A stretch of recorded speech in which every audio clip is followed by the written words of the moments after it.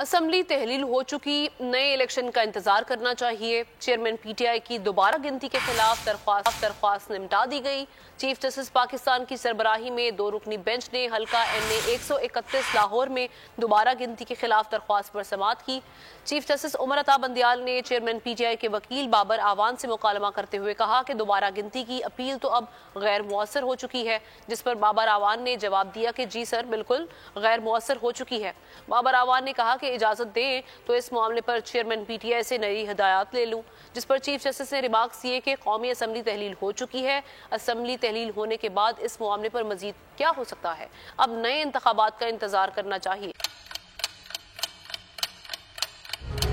آپ لوگ اس ملک پاکستان میں آزاد ہیں۔ صحافتی اصولوں پر کاربند بول نیوز نے رکھی روایت برقرار۔ بول نیوز کی جانب سے دیکھنے والوں کو یوم آزادی کی بے حد مبارکباد۔ ملک بھر سے جشن آزادی کی تقریبات بول نے دکھائی اپنی سکرین پر۔ پاکستان کے 76ویں یوم آزادی کا جشن بول نے سنائی پاکستان زندہ باد کے نعروں کی گونج۔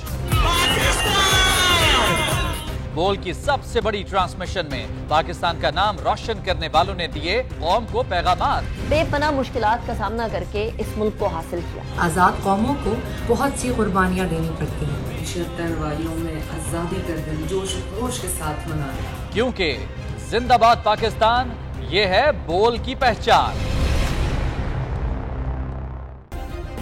سبسکرائب کریں اور بیل دبائیں تاکہ کوئی خبر رہ نہ جائے۔